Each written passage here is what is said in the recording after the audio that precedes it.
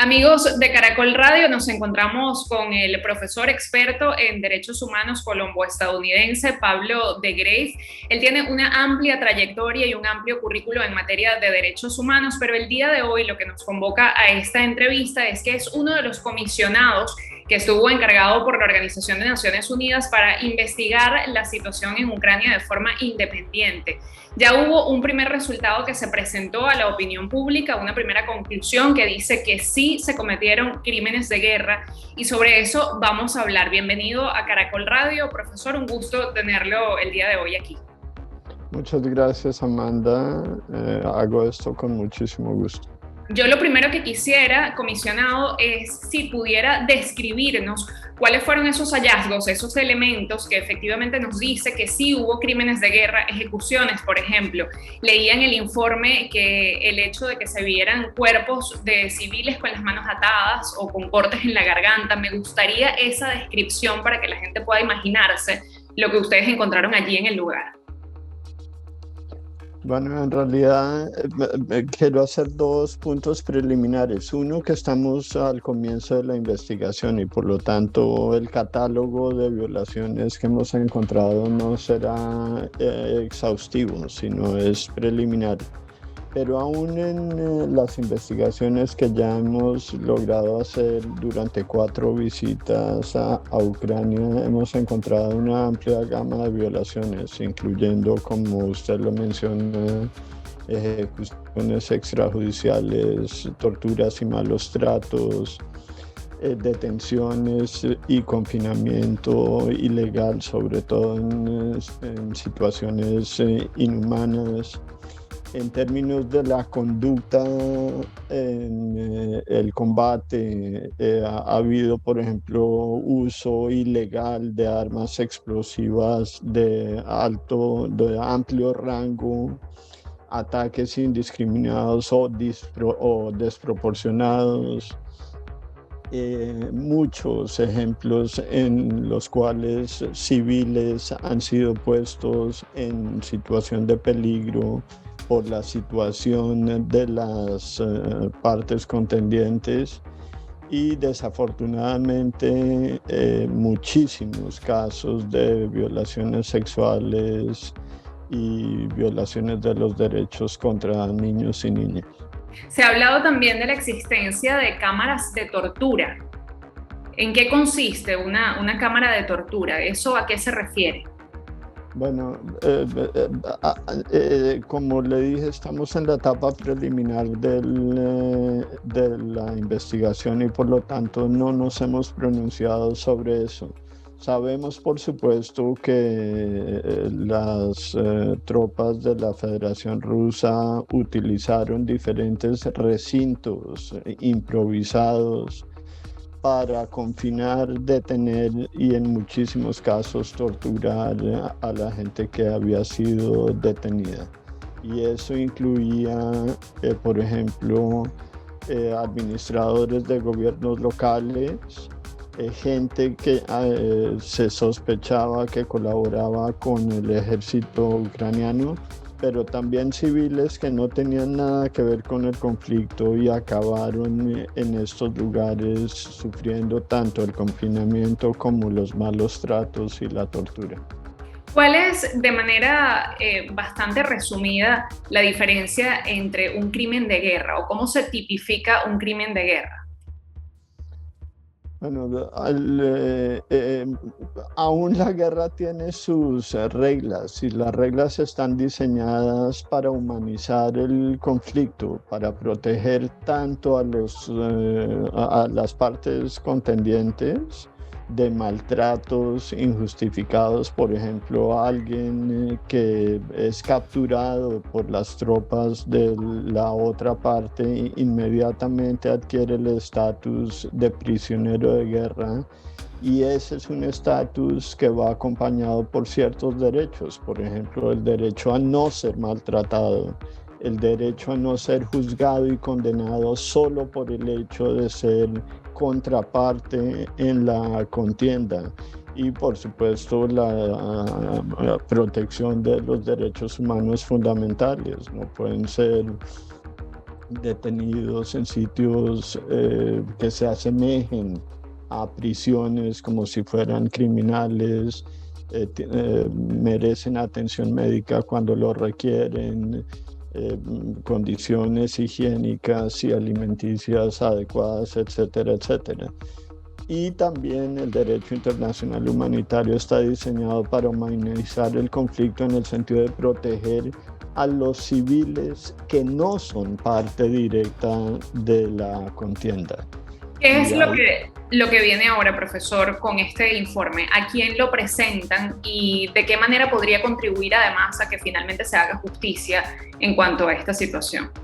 Estamos en el proceso de terminar nuestro segundo reporte. Usted mencionó el reporte que presentamos recientemente al Consejo de Derechos Humanos en Ginebra. Estamos a punto de presentar un informe escrito a la Asamblea General. Todo esto siguiendo los requisitos y las disposiciones de la resolución que creó a la Comisión. Y el reporte final del primer año de trabajo lo presentamos al Consejo de Derechos Humanos en marzo del 2023. Y luego de esto, ¿qué viene? ¿El informe sirve de insumo, por ejemplo, para la Corte Penal Internacional, para alguna otra instancia? ¿De qué forma se puede utilizar este informe como herramienta en el sistema internacional? No solo el informe, sino la evidencia que la Comisión ha ido recabando en la medida en la que se ha desarrollado su investigación. Toda esta es evidencia que en primer lugar, se recolecta con metodología técnica y adecuada a las necesidades de procesos penales. Por ejemplo, también se asegura que haya consentimiento de las víctimas o de los testigos que dan testimonio a la comisión para utilizar la información que proveen en procesos judiciales posteriores. O sea que más allá del reporte, lo que la comisión hace es recabar, recolectar, analizar y preservar evidencia que pueda ser utilizada en procesos judiciales posteriores. Y ahí las opciones son varias. Como usted sabe, hay muchos países que admiten casos por medio del principio de jurisdicción universal, es decir, admiten casos de violaciones aun cuando las violaciones no hayan ocurrido ni en su propio territorio ni en contra de sus propios ciudadanos. El ejemplo más reciente de esto, por ejemplo, es un caso muy importante resuelto en Alemania con la condena de un general sirio acusado de violaciones graves de derechos humanos y de violaciones al derecho internacional humanitario. Ese caso no tenía nada que ver con ciudadanos alemanes y sin embargo las cortes alemanas lo aceptaron. Hay muchos países que hacen lo mismo y por lo tanto, aparte de la Corte Penal Internacional, dependiendo de cómo se resuelva la pregunta acerca de si tienen jurisdicción sobre este caso o no, hay otras instancias a través del principio de jurisdicción universal que permitirían el enjuiciamiento de personas responsables. Pero sí podría servirle a la Corte Penal Internacional. Sí, y de hecho tenemos contacto regular con la oficina del fiscal de la Corte Penal Internacional. ¿De qué manera o qué puede aprender el mundo y en particular Colombia, profesor y comisionado, sobre esto que está ocurriendo en Ucrania? El hallazgo y el trabajo que ustedes hicieron en el terreno, porque a veces se cree que es un problema únicamente de Europa o que no involucra a América y mucho menos a Colombia, pero pues en todo lo que tiene que ver con justicia transicional, la verdad es que los seres humanos en el mundo nos vemos involucrados y pues me gustaría su opinión al respecto como experto en la materia además. Bueno, aquí me gustaría hacer dos puntos. Uno, es cierto que la comunidad internacional ha demostrado un interés particular sobre este caso y por razones que entiendo. Este es un conflicto internacional que puede tener consecuencias absolutamente nefastas para el resto de la humanidad y no solo para Europa. Entonces merece atención. Por otro lado, la Comisión espera que el trabajo que está haciendo y el apoyo que ha recibido de la comunidad internacional sea el comienzo de una tendencia y no solo algo específicamente relacionado con Ucrania. El interés que se está demostrando por obtener justicia, por asegurarse de que los crímenes no quedan impunes y por medidas más amplias, incluyendo, por ejemplo, reconstrucción y reparación a las víctimas, es importante para cualquier país que ha sufrido violaciones masivas de esta naturaleza. Una segunda lección creo que, y que es de aplicación general, no solo para este caso, consiste en que yo creo que el mundo tiene que volver a pensar en diseños institucionales que impidan el uso indiscriminado de la fuerza, especialmente cuando se trata de cruzar fronteras nacionales.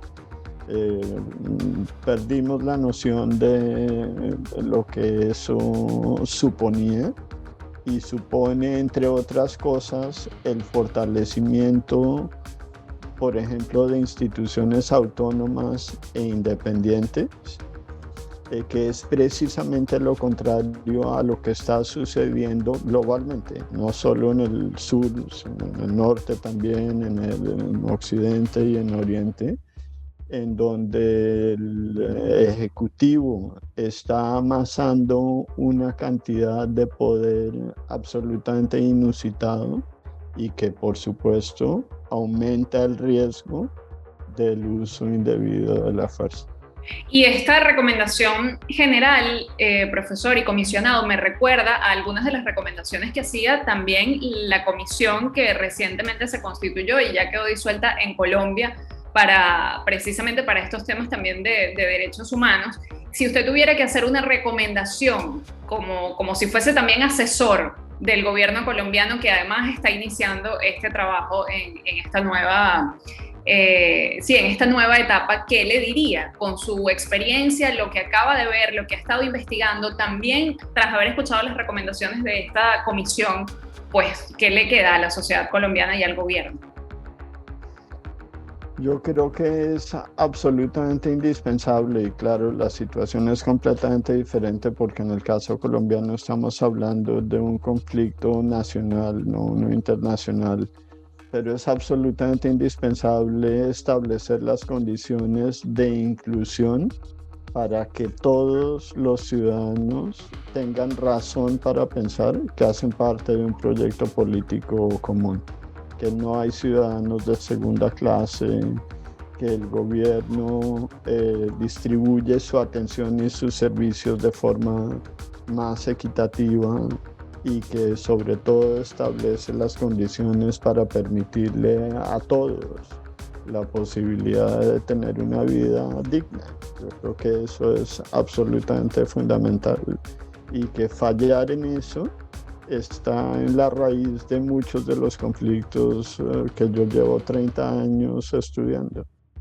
Sí, la Comisión de la Verdad hablaba también de lo que usted comentaba sobre la separación de los poderes, que evidentemente también es pilar fundamental de la democracia, el que, por ejemplo, el Ministerio del Interior fuese independiente del Ministerio de Defensa, entre otras recomendaciones, ¿no?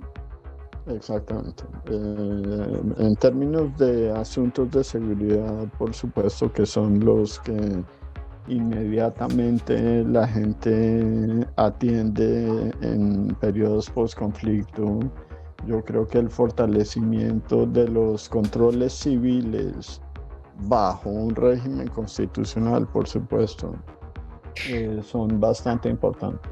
Además ahora, profesor, y ya con esto cerramos, está sobre la mesa el inicio de los diálogos con el ELN.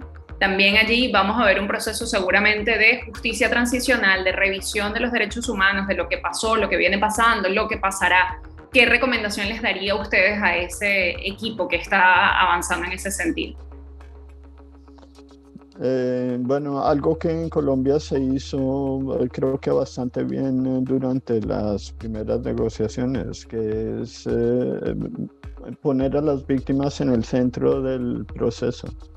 Creo que esa es una lección aprendida en el proceso colombiano que debe volver a aplicarse y en la medida de lo posible en realidad intensificarse. Creo que las víctimas jugaron un papel muy importante en el proceso de diseño del acuerdo de paz y de las medidas que le siguieron.